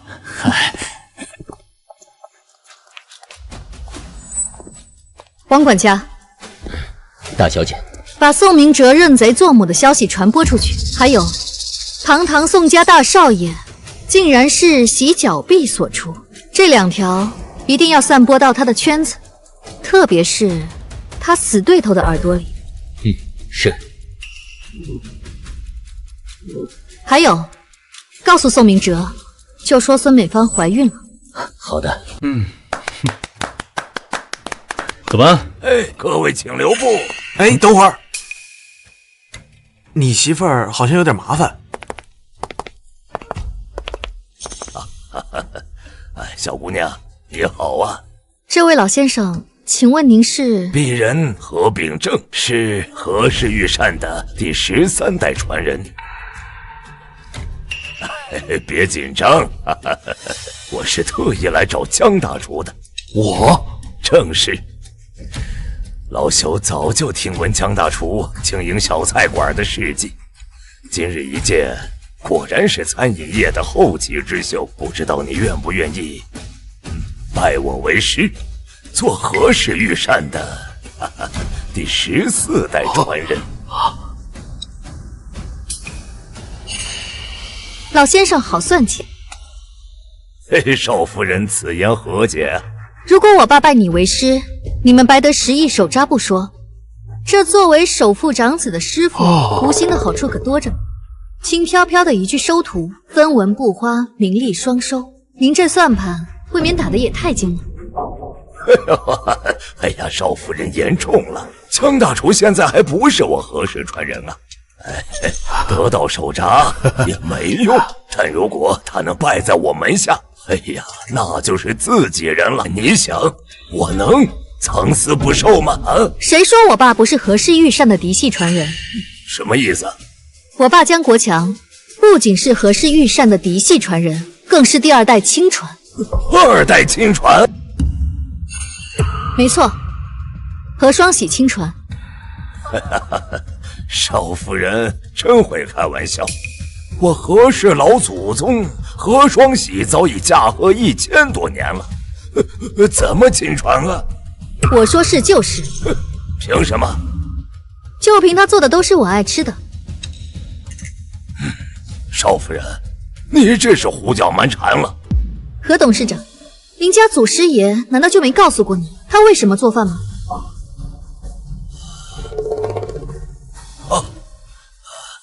那当然是为了惊艳天下美食，传承御膳技艺。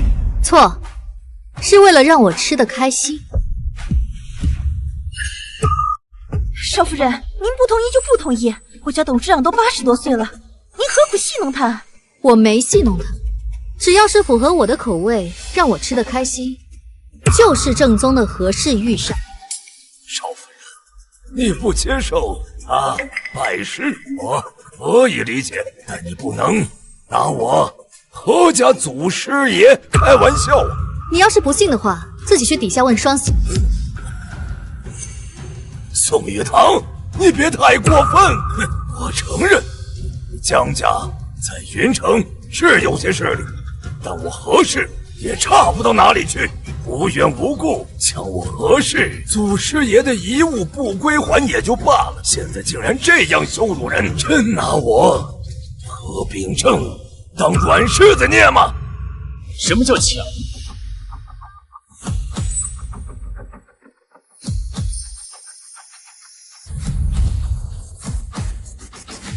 这东西是用真金白银买的，照你的理儿，只要在拍卖会上出了价，那这些东西都是你的。你是谁？你不需要知道我是谁，知道我姓顾就行了。包厢里坐的人姓顾。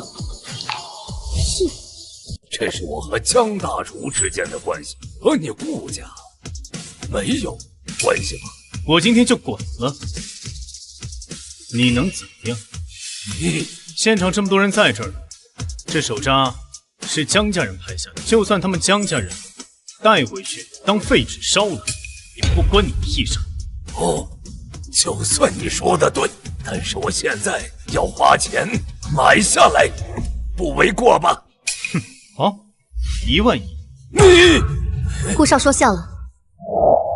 何老先生，我爸也是厨师，拍下这份手札自然有特殊的用处，而且文化传承和情怀无价，恐怕要辜负您的美意。还不滚！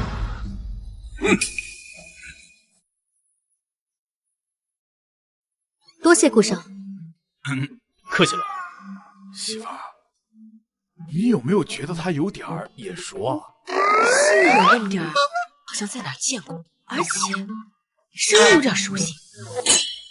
宋小姐，我还有事儿，我先走了。不对，越看越眼熟。我想，你去看看。哎，你好。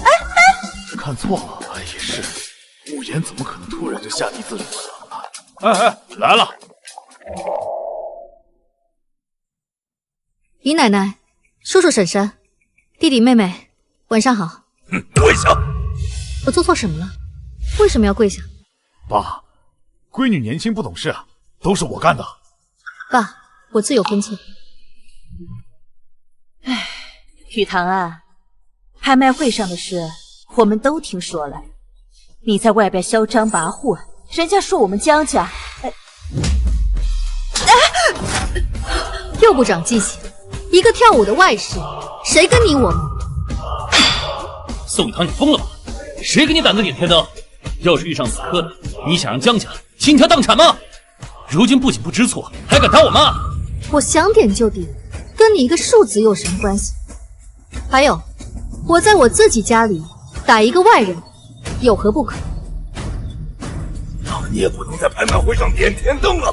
我一个年轻的小媳妇，一个贤良淑德的传统女人，要不是有一个当家的失职，一个当爹的失职，何需要我在拍卖会上抛头露面？是我让你去的吗？啊！你还好意思倒打一耙？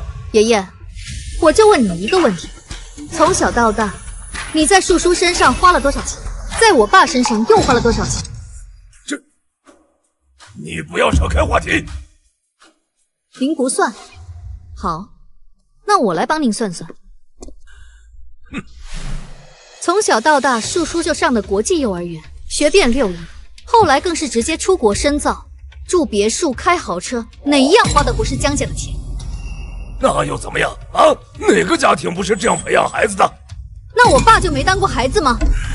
可他从小就被扔在孤儿院门口，小学2年级就辍学，10来岁的孩子，捡垃圾、打零工，吃了上顿没下顿。好不容易在饭馆找了个师傅学厨艺，鞍前马后的拼命伺候10几年，这才有资格上灶台炒菜。而树叔办上亿的婚礼，回国就是集团总裁。我爸呢，跟我妈结婚的时候连一件像样的新衣服都没有。在他们回来之前，树叔1天的开支就是我爸妈1年的收入。好了，你别说了。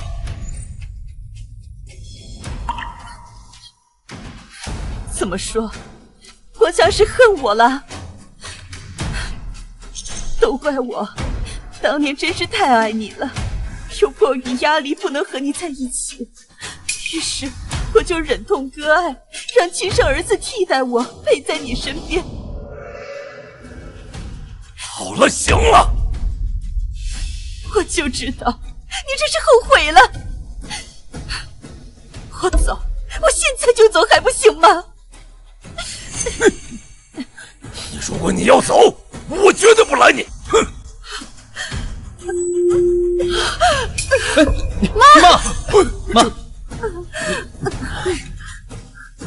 妈，妈，没事吧，妈？树叔、树婶不必担心，拿1根针扎2针就好了。中医嘛。我来，微针。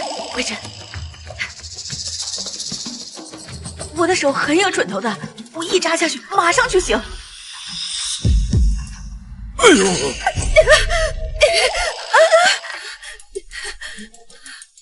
哎，老头子，你有没有看到你奶奶那副做派，和咱们家对面那个按摩店的女孩子很像啊？好看是好看，就是岁数有点大，好像有点奇怪哈。胡说什么？你别扯开话题，说天灯的事儿。把东西拿进来。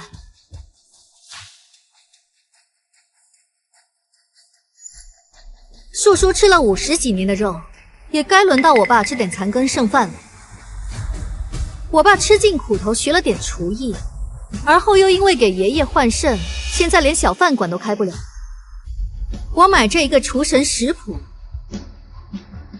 为他争了一个御膳传人的名声，就是为了怕哪天你把我们赶出家门，我们流落在外，父亲还能重操旧业，养活我们这一大家子。您觉得过分吗？我不同意。您花了多少教育经费，在公司试了多少次错才有今天的成绩？这点天灯的钱，就算是给我爸的教育经费了，你也要争吗？拍了就拍了，这笔钱由家庭的教育基金来出，就当是给国强补偿的教育经费。他以后要是做点别的，都行。爸，大哥小学都没毕业，他能干什么？青雨呀，你吃了50多年的肉，难道还不让你大哥吃点你吃不下的残羹剩饭吗？散会。这就完了吗？你还想做什么？爷爷，我承认，自作主张点天灯是我的不对，可您还没问我为什么要点天灯呢？宋雨堂，你是不是老年痴呆？不是你说要给伯父一个保障的吗？错，因为我没钱，所以这笔钱要从家里出。不是，你没钱你点天灯，你有病啊你！这个问题问得好，所以我为什么会没钱呢？有话直说。这个问题就得问我二婶了。我老公慕言是在谈合作的路上出了车祸，按劳动法应该算工伤，就算没有工伤，咱们江家应该也有医疗基金。可为什么偏偏我老公躺在 ICU 里，生死未卜，最困难的时候账户出不来钱，最后还是我婆婆用自己家的钱垫出来的。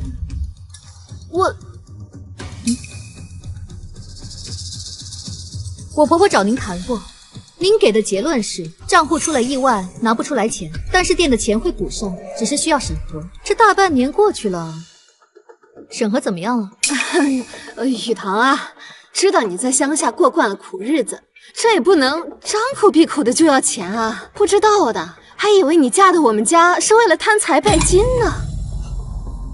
我公公少了一个肾，需要终身服药，没办法养家糊口。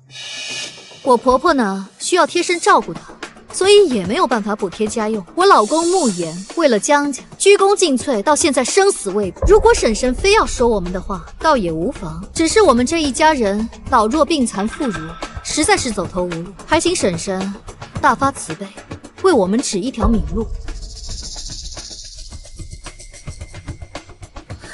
宋雨堂，那江国强不就是给爷爷捐了一个肾吗？有什么了不起的？你不要整得全世界的好像欠你家的一样。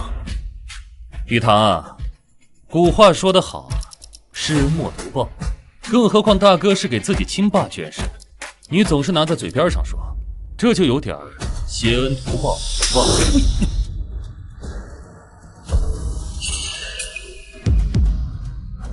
你，叔叔，虽然您只是一个庶子，但是江家花在您身上培养的钱，是都进狗肚子里了吗？就算您傣族出不了好笋，狗崽子改不了吃屎，但是知恩图报是做人最基本的礼义廉耻。江家是一个积善之家，哪怕是一个不相干的人都会帮着一把，何况是有恩之人。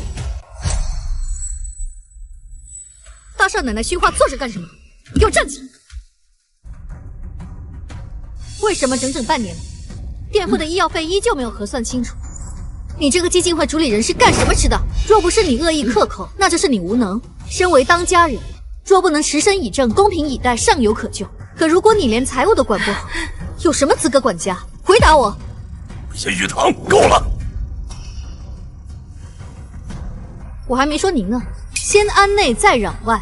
你看看这个家宅乱成什么样子？你身为家主，是怎么选的当家人？无德也就算了，还无能，无德又无能，败家之使。你太吵了，还嫌我吵？要不是这个家从根上就烂了，会出这么多事情吗？我要是现在不吵，你们就继续粉饰太平，等彻底烂光了就来不及了。好，从今往后你当这个家，行了吧？什么？她一个黄毛丫头！你倒是好好当家呀！啊，让这个黄毛丫头挑你的错。爸，我这……爷爷，嫡长媳尚在，孙媳哪有当家的道理？你到底想干什么啊？当然是我婆婆当家。现在这家这么乱，就是因为有这样一个外室所出的庶子之妻来管家，才会这么乱。长幼人伦，绝对不能再乱。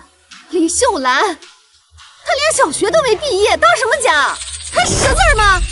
你说的什么话？我们家的小饭馆每天营业额过万，都是我算的账。每天采买的菜肉、房租、水电，还有那个桌椅的损耗费、酒水的进出，每一笔账都是我算的清清楚楚。那是，秀兰把家打理得井井有条。饭店的事，家里的开支，每一笔都是精打细算的。妈，可能刚开始会有些陌生，有我协助，您放心吧。行，从今往后让秀兰当这个家。在下当了这么多年的家，辛苦了，放长假，跟你大嫂交接一下。爷爷，如果我没记错的话，我们江家的内宅当家人，同时可以兼顾江氏慈善基金会的主理人。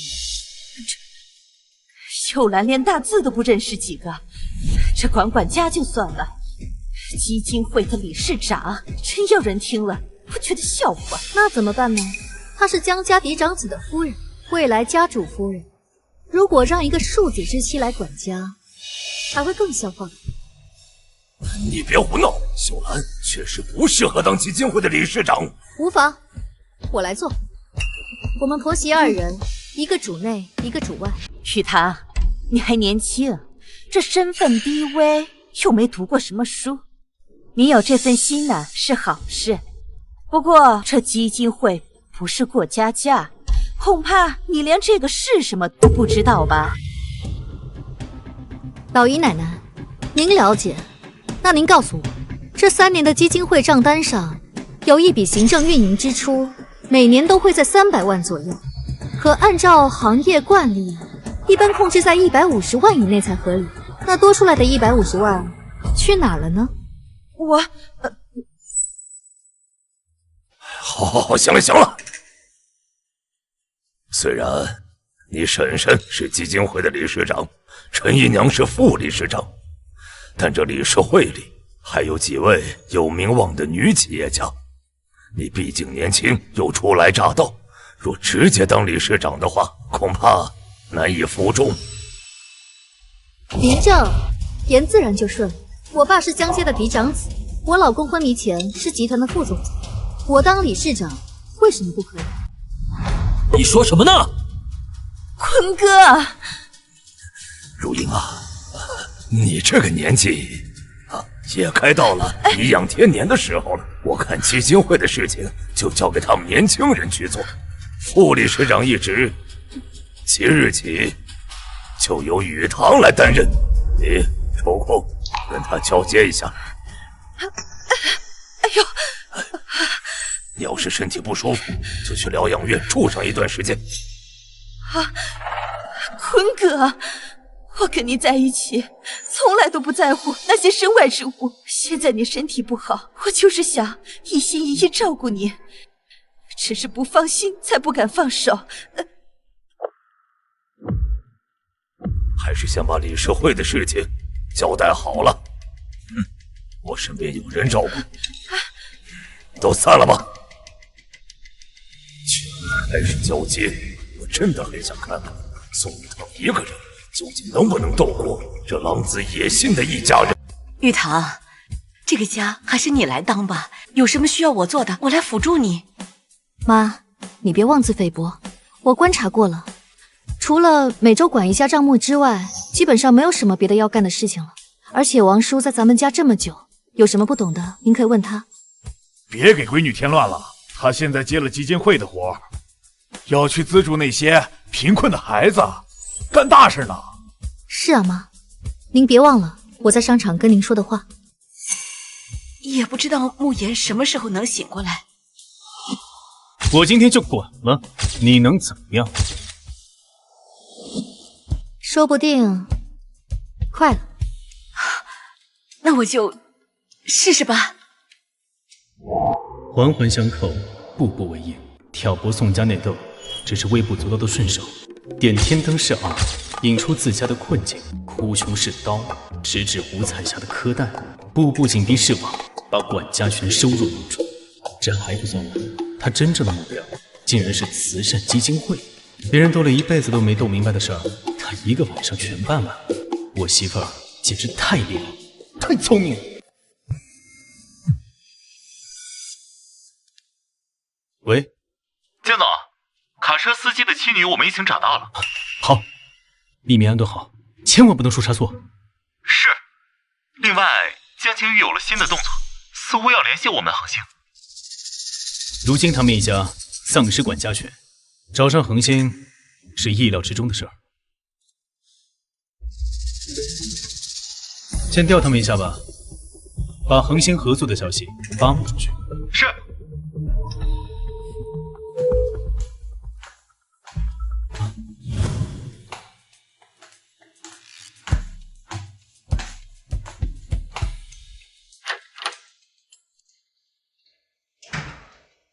累了一天，困死了，赶紧洗澡睡觉。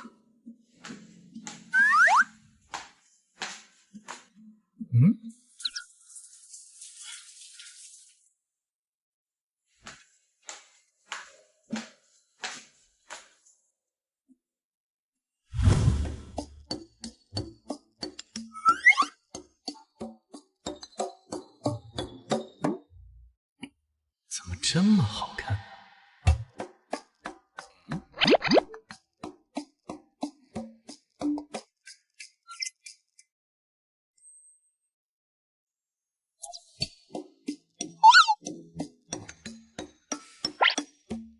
这么厉害，看起来这么柔弱的女孩，怎么能那么厉害呢？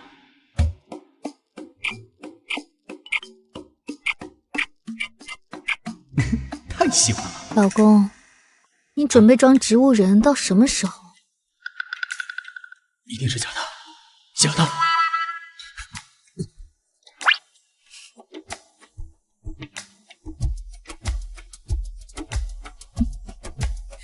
江大少爷，刚刚不是亲的挺火热吗？怎么一下子又困了？难不成是想生孩子了？